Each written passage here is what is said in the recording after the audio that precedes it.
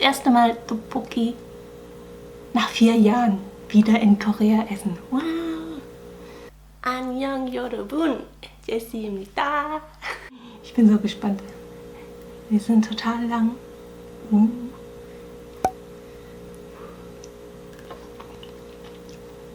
Wirklich lecker. Und scharf. Und dazu Kimbap. Nennt sich dann Tteokbokki Kimbap.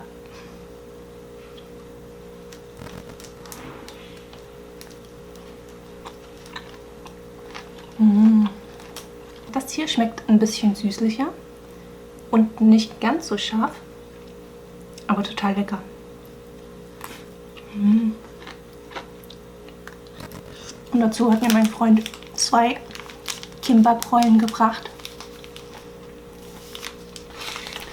Alles schaffe ich sowieso nicht, aber ich kann mir was für morgen aufheben. Weil davon wird man wirklich richtig satt, schon allein von einer Kimbap-Rolle. Also ich muss sagen, die Tage vergehen relativ schnell, aber es ist trotzdem langweilig. Ja, was macht man sonst 14 Tage in Isolation? Ich würde sagen, viel schlafen. Vor allem so die erste Woche bin ich auch so während des Filmeschauen immer so zwischendurch sehr müde geworden, aber jetzt geht's eigentlich. Jetzt bin ich zu aktiv, um tagsüber auch schlafen zu können. Und ja, eben viele Filme und Serien gucken.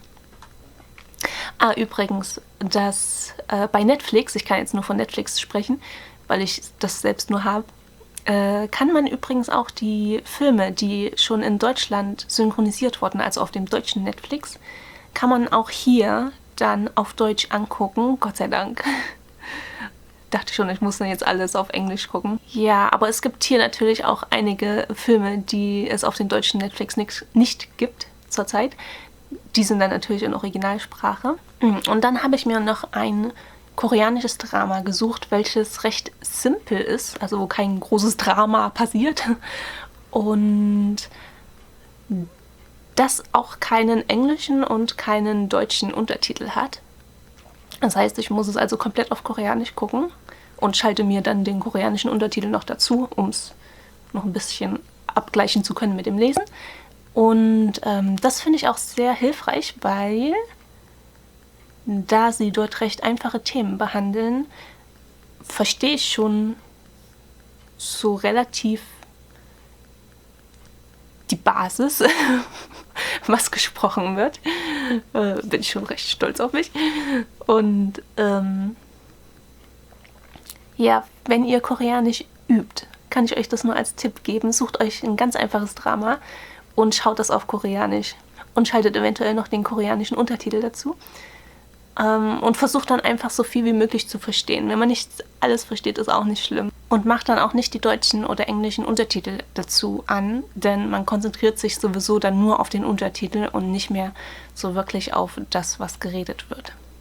So ging es mir zumindest. 안녕하세요. 안녕하세요. 네. 이름이 뭐예요? 제시카입니다. 네. 제시카 씨는 어디에서 한국어를 배웠어요? 어디에서? 한국에서 한국말 공부했어요. 오. 제시카 씨는 대학생이에요? 여기는? 독일에서 대학생이에요? 대학생. 아니요. 독일에서 재단사입니다. 테일러. 아, 테일러예요. 대단사예요. 네. 우와, 멋있어요. 네. 자, 끝. 안녕히 가세요. 안녕히 계세요. 네. Jetzt gab es gerade einen Einstufungstest. Mir ist so warm. Nachher kommt da noch ein Schreibpart. Ja, mal gucken. Ich glaube, ich komme ins Grundlevel. Also, aber viel Hoffnung habe ich mir sowieso nicht gemacht. Ich hatte es mir irgendwie besser vorgestellt, dass ich besser reden kann. Aber gut, ich rede ja auch nicht viel, also woher soll es auch kommen?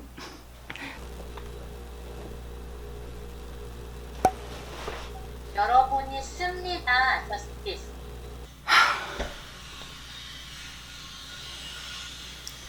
Dieser Test, Leute. Dieser Einstufungstest. Wir mussten die ganze Zeit den Monitor so halb zugeklappt haben und dann so auf den Text gucken, damit die unser Geschriebenes in der Kamera sieht. Ich habe jetzt so Kopfschmerzen davon, weil diese Haltung einfach unmenschlich ist. Hört ihr das Geräusch von da draußen? Das war auch die ganze Zeit da. Ja, eine Woche Quarantäne geschafft. Gott sei Dank. Noch eine weitere Woche Halbzeit sozusagen. Und nächsten Montag fängt dann auch die Schule an, was ich ja schon gesagt hatte, online ist. Und ich hoffe, wir müssen dann nicht auch die ganze Zeit so auf den Laptop gucken, sondern dass wir normal drauf schauen können. So, jetzt gucke ich erstmal ein schönes Drama oder so. Das hat auch so lange gedauert, denn wir mussten noch auf irgendjemanden warten, der noch nicht im Raum war. Bestimmt eine halbe oder dreiviertel Stunde. Und dann konnten wir erst anfangen und es hat trotzdem, glaube ich, 2 Stunden gedauert. Nach diesem stressigen Tag gibt es jetzt Pizza. Süßkartoffelpizza. Eine Spezialität aus Korea. Wow. Wow. Oh mein Gott. Wie soll ich das essen? Ich wünschte, so einen Käse würden wir auch in Deutschland haben. Sogar der Rand ist super weich. Sehr gut. Und was gibt es zu einer koreanischen Pizza dazu? Natürlich eingelegtes. Eingelegte Gurken.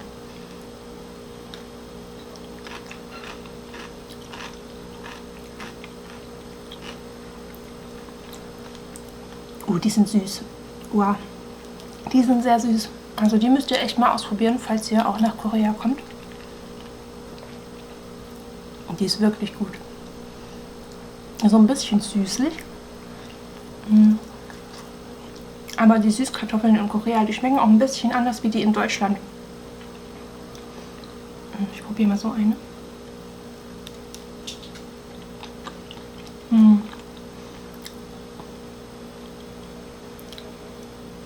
Die sind irgendwie weicher und geschmackvoller. Also nicht so, wie wir es aus Deutschland kennen. Was gibt es ja eigentlich noch für Soßen? Ist das Parmesankäse? Sieht so aus. Garlic Dip, also Knoblauch und Hot and Sour Taste. Ich zeige euch mal meine Fressecke. Das ist jetzt wirklich kein Schreibtisch mehr, sondern ein Fresstisch. Heute frisch aufgefüllt mit Chips und Cookies und noch einigen anderen Süßigkeiten. Aber ich habe auch Obst. Achso. Und natürlich auch ein Pack Ramyeon. Also Instant-Nudeln.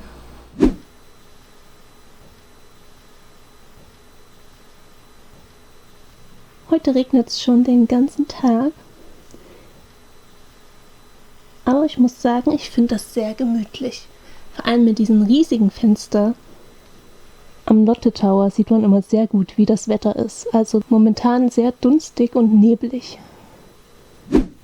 Gestern hat es den ganzen Tag geregnet. Aber ich finde es eigentlich ziemlich schön, den Regen zuzuschauen.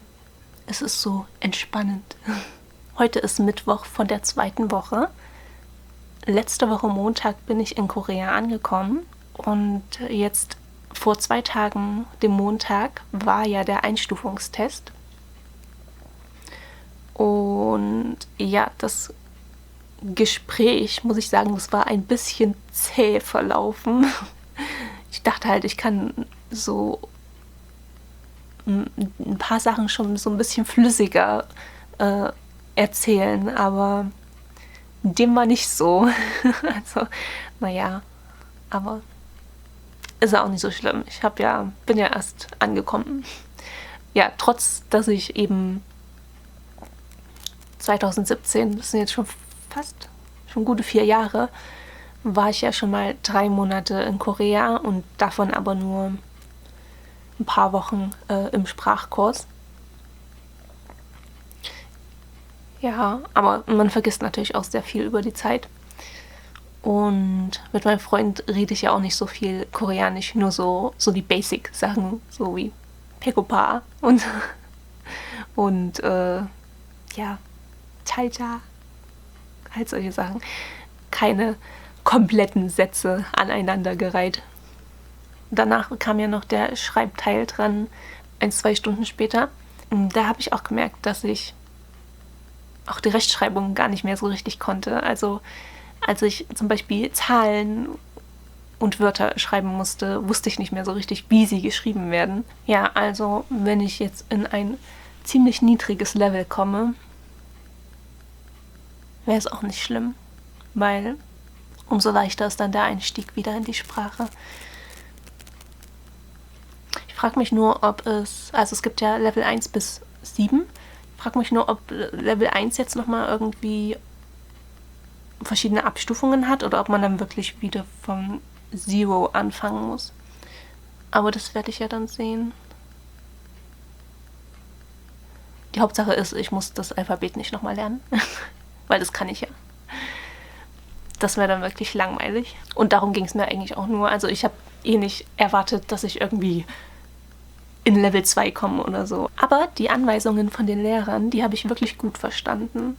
Nur eben bei dem Gespräch, die Fragen. Also da musste ich immer zweimal überlegen, was sie jetzt von mir wollen. Aber das sind ja auch sehr präzise Fragen gewesen. Die Zeit ist bald um.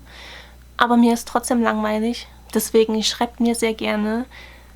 Seid ihr auch in Korea oder wollt ihr mal nach Korea? Habt ihr die Sprache schon gelernt oder lernt ihr gerade noch? Oder irgendwas. Schreibt mir irgendwas, ich antworte sehr gerne. Oder auch, ob ihr irgendwelche Fragen habt über Korea. Könnt ihr mir auch sehr gerne stellen. Und dann habe ich übrigens noch eine Playlist erstellt, die heißt Hol dir Korea nach Hause. Und dort habe ich einige koreanische Streetfood-Rezepte zu Hause nachgekocht, als ich noch in Deutschland war. Die könnt ihr sehr gerne nachkochen, wenn ihr auch wissen wollt, wie es schmeckt. Und dann habe ich zum Beispiel auch noch einen Modern Hanbok genäht. Wenn ihr näht, könnt ihr den auch sehr gerne nachnähen. Schaut da gerne mal vorbei. Und dann wünsche ich euch eine schöne Zeit und lasst es euch gut gehen. Annyeong!